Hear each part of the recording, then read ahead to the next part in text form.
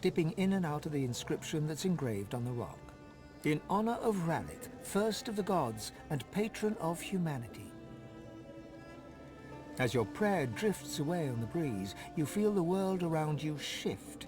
You open your eyes to a courtyard with wooden targets and practice posts scattered about. And there before you stands Rhalic, a twisted old man struggling to heft his own sword. With difficulty, he lifts it high, cutting down towards one of the targets, but he misses completely. His sword clangs against the cobbles, slipping out of his hands and skittering towards you. Cursing loudly, he crawls towards you, searching hands running over the stone. He's blind. He hears you as you step forward, and... One of the others sent you, eh? Sent you to pester a poor man that has lost his sight? Is it something you can take from a corpse, girl? He gets to his feet. He might not be able to see you, but he is clearly none too impressed. Or threatened. I don't require much from you. Just a small favor. Well, two, in fact. I want your eyes. After all, what is a warrior without his sight? Give me yours. I assure you, they will be put to good use in the war against the Void. Your god leaps forward, knocking the frail old man sideways.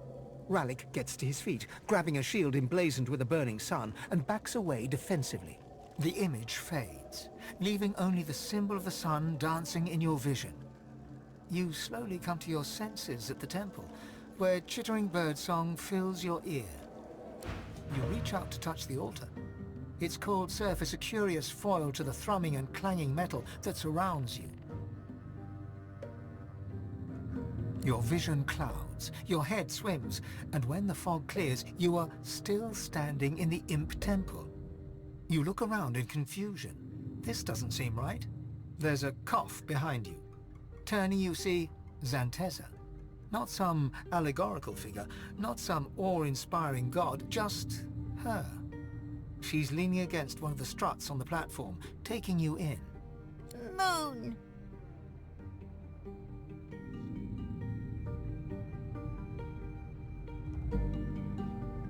There is a sigh. She rubs the bridge of her nose.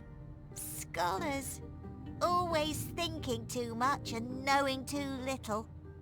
But perhaps you're not a lost cause. She leans in, her eyes sparkling. I have a proposition for you. I'll reveal if I'm telling the truth, but only if you disown your god. Deep within, you can feel your god stirring, hissing like a snake. Oh, make no mistake. I'm not asking you to support me at the wellspring, just not to be beholden to him. To think for yourself, to make choices that you think are right, not what some half-dead god demands.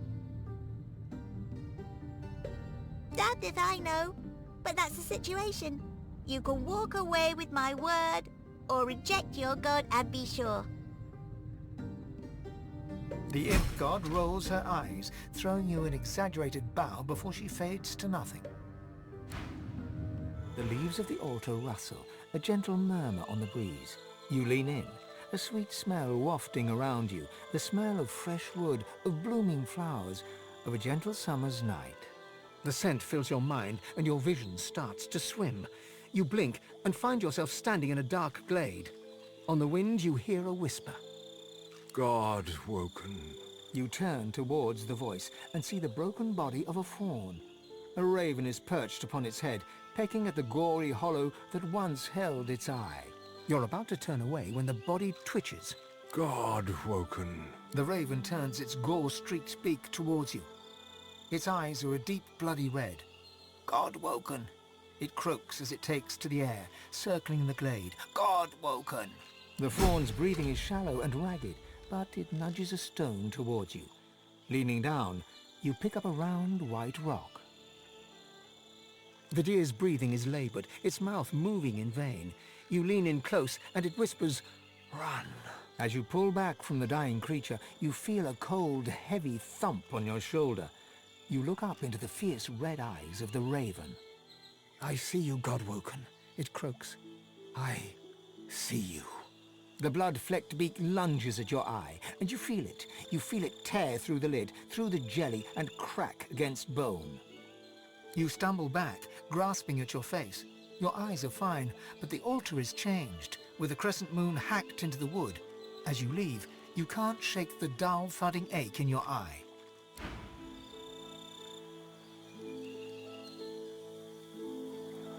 The grim drip, drip, drip of floodwater and the bloated body at your feet make this place feel more like a defiled tomb than a temple.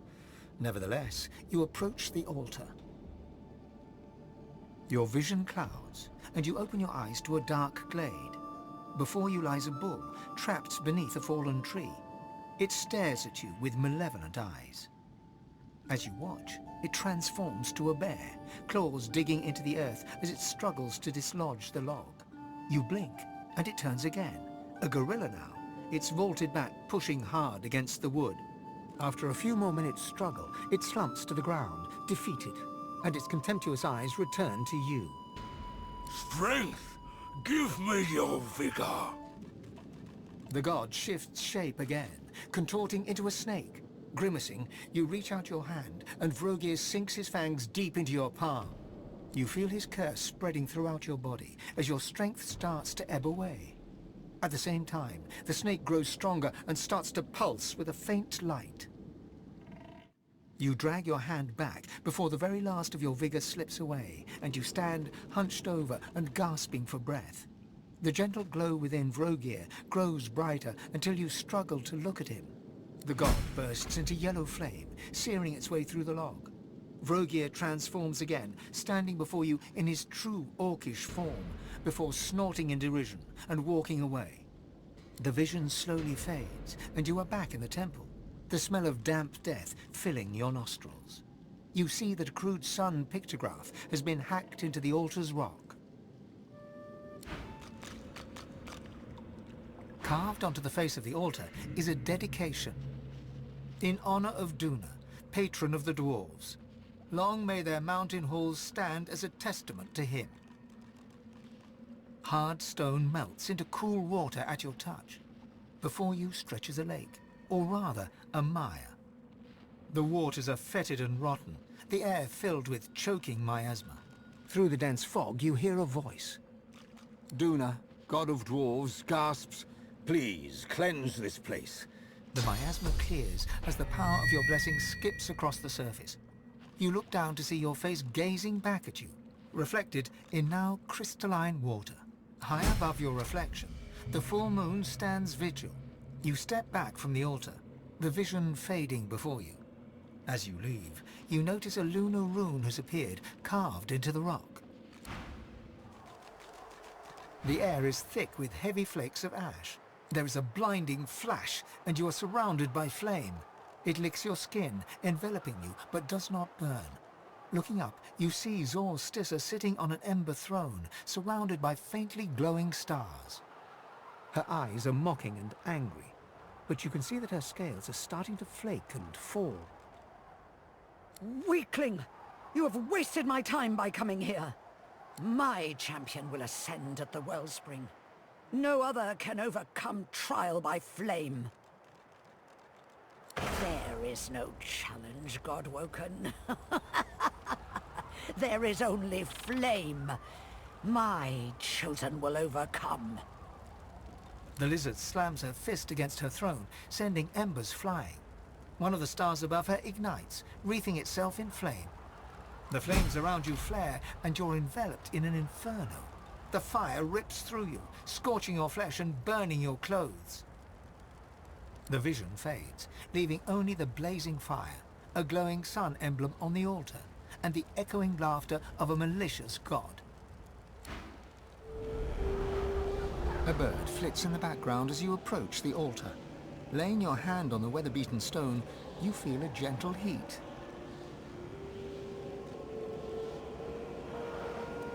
A sense of warmth and peace fills you. As you whisper your words, you feel the world around you melt away. You open your eyes to an old log house, a roaring fire, and a door ajar. Pushing the door open, you find a bedroom, comfortably furnished. In the middle of a bed, wrapped in blankets, is an old, shivering woman. It is so good of you to come. I'm so proud of what you have accomplished, of the hero you are becoming. You will be at the well soon, but first I must ask you for help. She leans forward, grey hair falling to frame her wrinkled face, and whispers. I am so hungry. I need to feed. I need your sauce. The woman takes you in her arms, pulling you close in a warm, soft embrace. You almost can't help relaxing as her warmth spreads through you. You're still breathing in her scent, the smell of home, when you feel her claws. They press into your back, tearing cloth, breaking skin, pushing deep into muscle. A gasp escapes your lips, and you sense it, her ferocious hunger as she starts to feed. You feel your source draining away, your energy sapping, your own hunger becoming unbearable. You push her away, staggering backwards, until you rest gasping against the door. The figure in the bed draws the curtains and smiles as she is bathed in moonlight.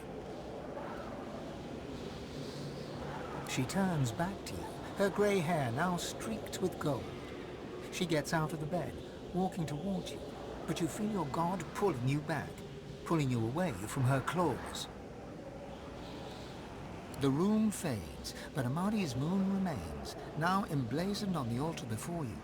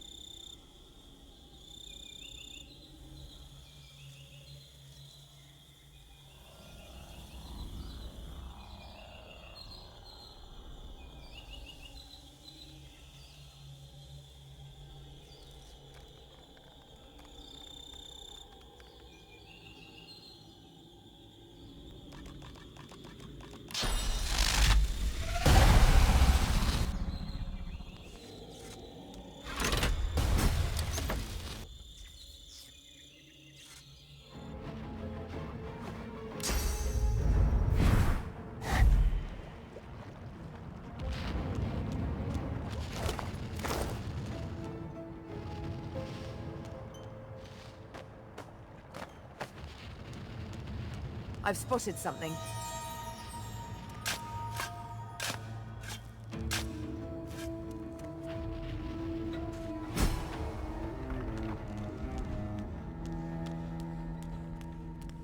The doors loom above you. Careful! I've spotted a trap. So this is the ancient academy of the Eternals.